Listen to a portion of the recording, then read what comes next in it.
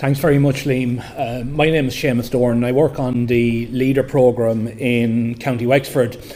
Just to give some background to LEADER firstly, LEADER is a rural development programme which aims to build a better quality of life in rural areas. It aims to build stronger communities and to provide better job opportunities for rural dwellers. It's co-funded by the European Union and by national governments, and it's been operational since 1991.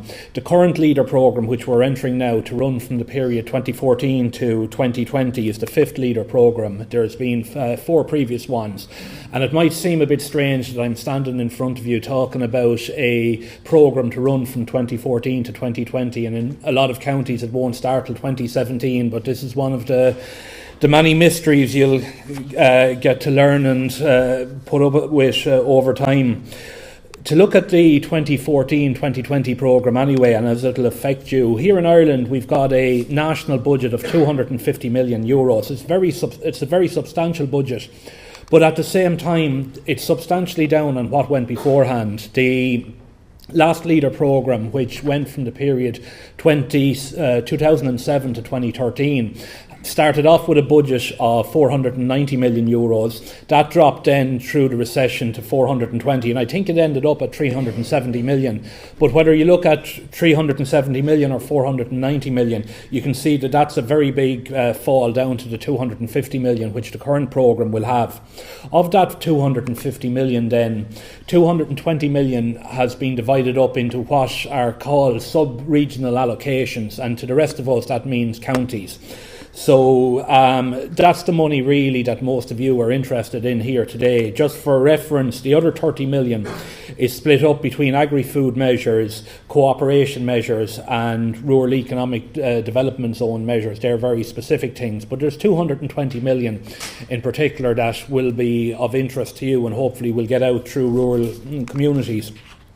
If you look at the breakdown of that 220 million then, that's been broken down amongst each of the different counties in Ireland, and you can see there's a big variation there. You've got figures ranging from a little over 5 million to over 13 million. So it sounds like a lot of money, and in one way it is, but every county actually has taken a hit in your budget. Some have gotten away with a hit of about 10%, but other counties have seen their budget reduced by over 60% from the previous LEADER programme.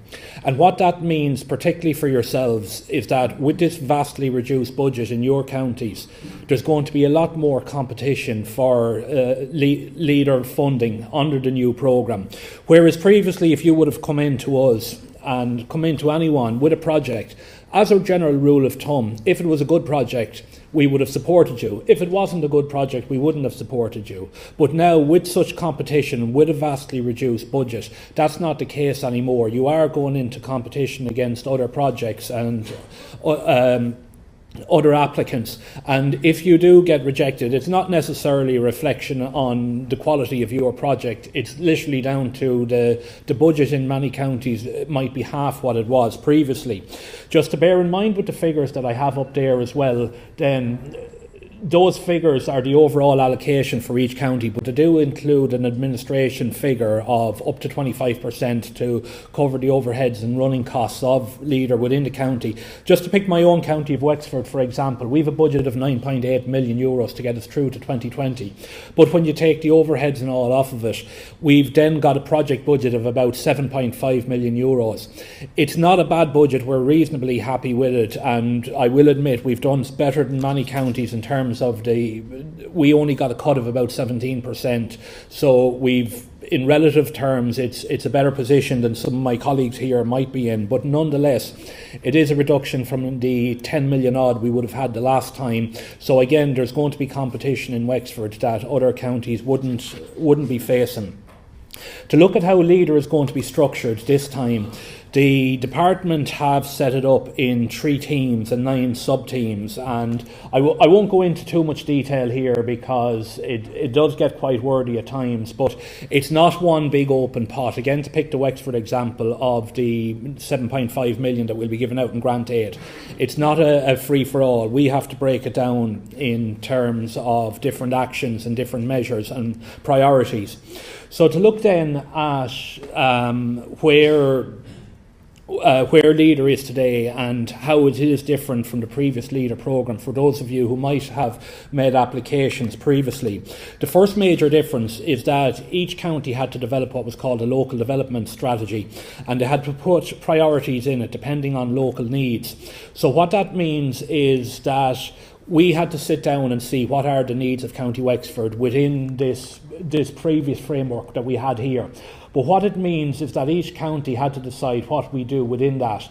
And in a lot of cases, what counties decided to do was not to focus on everything that's up there on that slide, but to take specific sectors and say these are our priorities for our county over the coming years. So they might have said, for example, we're not going to do anything on broadband, we're not going to do anything on rural towns, but we will spend a lot of money, or all our money in fact, on tourism. Or we're not going to do any environmental actions whatsoever. Everyone had the right to do that based on what they regarded as their own local priorities. That also means then there's a lot of local flexibility in terms of the delivery of the programme that wouldn't have been there previously. So when I talk in a few minutes about maximum or minimum budgets, that's not necessarily the case in your county. That's the national figure. I do know some counties are looking at reducing the maximum amount that anyone can apply for. So that there is local flexibilities there that I do want you to bear in mind as I'm talking. There's also a very different delivery structure for the new Leader programme in most counties. Previous to this, you would have had organisations like the one I work for, Wexford Local Development, would have delivered it within our individual areas. In most counties now, the change structure sees us working in partnerships with the local community development committees, which were established by the county councils. So the county councils would have an involvement in Leader that they wouldn't previously have had. That's in most counties. There are 2 to 3 where that doesn't apply, but everywhere else there is that involvement. And the final way that, one final ones I mention in terms of the difference is in terms of targeted calls for applications. Previously with Leader, you came in with your application in the most part, and if there was money there, it was assessed on that basis, and it was an ongoing rolling process as long as an organisation had the money to meet the funds. However, the European Commission has now said we can't continue with that process anymore. So what they have required now is that each county will do a minimum of 40% of their budget under what they're calling closed targeted calls for applications. So what that means is instead of you walking into us whenever you feel like, we will have to advertise that, and I'm going to use the example of tourism here, we will have to advertise that we will take calls for applications for tourism projects for a particular period, we'll say from the 1st of January till the 1st of February, and you will then have that window to get that application into us. The national minimum is 40%. That will be done that way as opposed to rolling calls, which will be open at all times. Some counties, and my own one is one of them, that are looking at running everything out on that basis, but I know from talking to colleagues the average will be about 60% or so. How that will affect you is particularly in terms of the timing of your project. It means you don't have the freedom you previously would have had to come into us with an application whenever you had it ready. You're now constrained time-wise, and what it means is you can't be in a hurry for the delivery of your project, that you will have to bear in mind that time frames beyond your control and beyond my control may affect when you might be able to start your project. Then to look at how the process will work, and I'll just briefly mention the process for a targeted call. Now, does that look confusing to any of you? Because it's confusing to me, and I work in it and I have to deliver that. So if I'm confused by it, I can just appreciate what you're going through with it. But to try and simplify this, and to use the previous example I mentioned of tourism under a targeted call, basically what will happen there is we will stick an ad in the paper saying we're asking you to submit an expression of interest for tourism projects from the 1st of January till the 1st of February, for argument's sake. It'll be a short document where you'll just give a very brief outline of the project you're talking about. We'll get them in then. We'll assess each of them and we will say, well, these are eligible under the operating rules and under the tourism call that we've just provided, or these are not. Any of them that we then regard as eligible, we will formally invite you to make an application to us for Leader grant aid. We'll receive the application then and go through a fairly similar assessment of it. It will go to an independent evaluation committee. They'll make a determination on it. They will approve the project, they will reject the project, they'll approve you for the amount of money you were asking for, they'll approve you for a lesser amount. They'll send their decision then on that to the deciding body. In the case of Wexford, for example, it will be the County Council's Local Community Development Committee. In other places, it could be the existing local development company. If it's approved by them, you'll eventually get a contract issued. You can go ahead and implement your project. After it's done and we're satisfied with the paperwork involved, you can then apply for payment and you'll be paid. There's mention here of departmental and EU audits at the very end of the process. If I had put in the boxes for every time you'll be audited or checked by an external body, there wouldn't be room on that screen. So I put it in once, but to bear in mind there'll be a lot of external checking done on your applications. Again, far more than previously would have done, but it's the system that is in place now and we have to learn to operate within it. What most people are interested in, though, is how much money we can assess under it. Now, what I'm calling here economic element projects, it's enterprise projects, but it's for community projects that have an economic element to it. So if you are a community organisation, but you're looking to develop something that would be a social enterprise, for argument's sake, even though you regard it as not-for-profit, it would still come under this category. So as a general rule, the maximum grant aid rate will be 50% for capital, and I understand that most of you would be looking at capital primarily. The maximum grant aid rate would be 50%. The maximum grant aid amount would be €200,000. The minimum would be $1,250. I will go back again that a number of counties that I'm aware of are changing those figures, so they would maybe say 40% instead of 50%. They wouldn't look at 200 as the maximum. It could be 100, could be 150. That minimum amount could be 5,000, could be 10,000 euros. One thing I would say to you, looking at the amount of work involved in a leader application, if you're coming into us looking for a grant of 1,250 euros, you'd be better off going down to Tesco and packing bags for a day. You will regret coming to us for a small grant. So you're entitled to do it. I would advise not. Anything above a certain amount, I personally feel 10,000 euros, but it could be less than that. You will, at the end of the process, you will question whether it was worth your while going through the work or not. Then, for community applications that do not have an economic element to it, and that is you won't be charging anything at all. You could look at a maximum grant aid rate of 75%. Now, in certain cases, that could go up to 90%. I won't get into today what the difference with that will be. It probably wouldn't affect the vast majority of heritage projects, so I'll try not to confuse you at this stage. The general rule of thumb is that the maximum grant aid amount would be 200,000 euros. That could be brought up to 500,000 euros in certain exceptional circumstances. The department wouldn't be encouraging of it, but they would still allow it at the same time. So again, things like that would be assessed on a county by county basis. In Wexford, for example, we have taken the decision we wouldn't go above 200,000 euros. I can't speak for what other counties have decided on that. So if you are a community organisation coming to us, some of the things you should be looking at there. Now, the list should be about this long, so I'll say 2 or 3 things on it just to get you the discussion started, but I won't go into much more than that. But firstly, you should be a properly constituted group. It shouldn't be just a few people coming together with a very good idea, but you have to be a constituted group with a governing document. The governing document could be anything from a constitution up to the articles and memo of a limited company. You must have matching and bridging finance as well. For example, if you were applying to us for a grant of 75%, firstly, you must have the 25% to meet your part of the requirement. You must also show to us where you're getting the 75% as bridging finance, because we won't be in a position to be able to pay the money to you in advance. You can only claim it from us when the work has been done and the money has been spent. So it's something you'll have to consider in terms of where you get that bridging loan. You must be tax compliant as well, and for grants of over €10,000, you'll also have to provide proof of that by way of tax clearance certificates. So that what that means is, particularly if you're a new group, you should register with the revenue commissioners at this stage.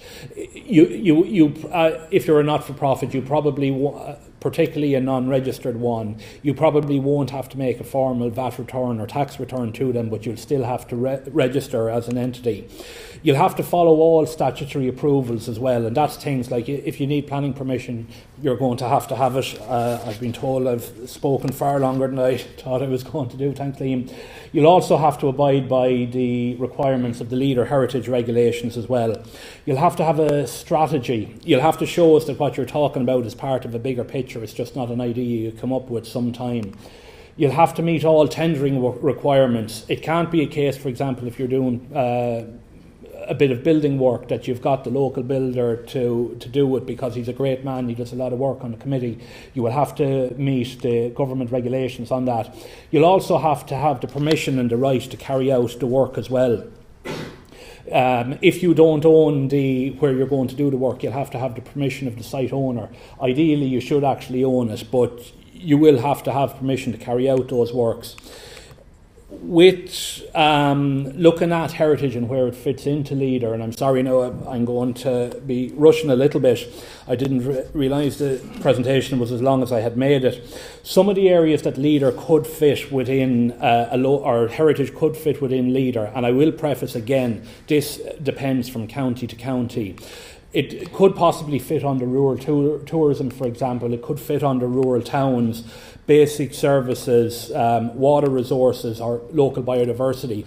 But because each county did up its own local development strategy based on its own local needs, you could find out that your county, for example, decided we're not going to fund rural tourism, or we're not going to fund local biodiversity. So you will have to figure out from your own county where the fit is.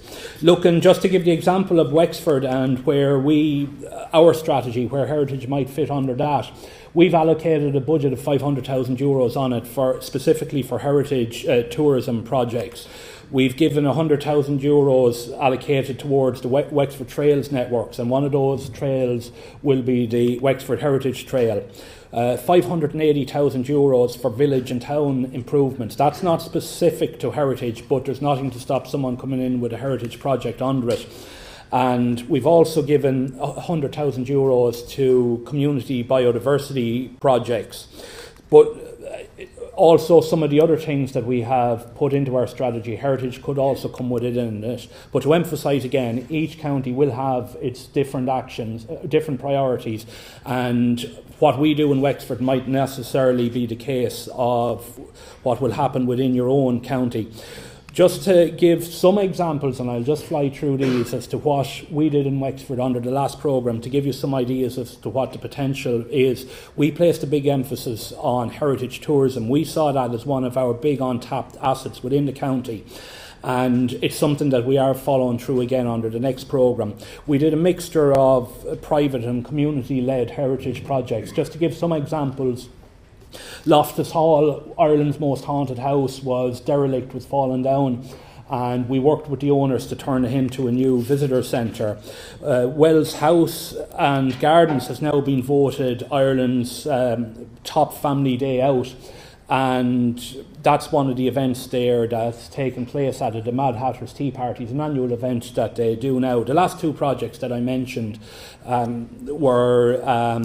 we did both feasibility studies and technical support with them initially, and then capital works on the back of it. It's a way I'd certainly recommend going. That's the new machinery hall in the Irish Agricultural Museum, which focuses on agricultural heritage. The Coakley Wall Gardens was a community-led initiative. That wall garden there in 2009, you wouldn't have been able to see that wall, or you wouldn't have been able to walk through there, but the community did great work in redeveloping it and turning it into a key tourism infrastructure. These are two community-owned buildings and have nothing to do with tourism. On the left is the New Ross Workmen's Club, the right is the Church Institute in Enniscorthy. Both of those have served their local communities for over 100 years. They were both in a very bad state of repair, and we worked with the local communities to give them a new lease of life and to bring back and to make that bit of heritage a living asset for the communities. That's a new heritage centre in a community centre in Kilmore Quay. It just focuses on the local heritage of the area for visitors who might have an interest in it. So it looks at their cultural, industrial and environmental heritage and gives them information about the local community as well. And finally, the Wexford Heritage Trail, which was a network and marketing initiative we took to promote 32 historical and heritage sites within the county as well. So final thoughts on that. There's going to be a lot of work involved in a leader application. There is money involved, but you will have to put work into it, so you need to start preparing early for it. Develop projects that meet the needs of your local communities. Don't copy others. Heritage is unique. Your heritage is unique to you, so don't copy someone else's heritage. Develop your own.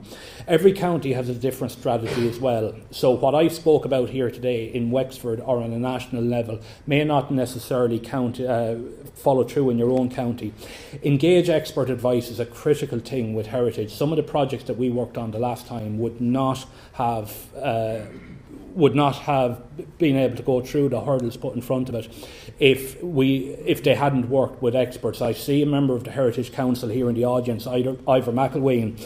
Ivor worked with us on a number of projects here, and the expertise of people like him has been critical to our delivery of heritage in Wexford. Follow the rules, and that's a critical thing. If you break the rules, and there are a lot of them, somewhere along the way you're going to be found out, and what it means is your project may become ineligible. The money you've spent already on it will be lost to you. And finally, speak to your local leader officers as well. Myself in Wexford, or a number here in the audience, about what is possible within your own county. So on that, I'm sorry for rushing the last few minutes. I wasn't sure how long this was going to take, but are there any final questions?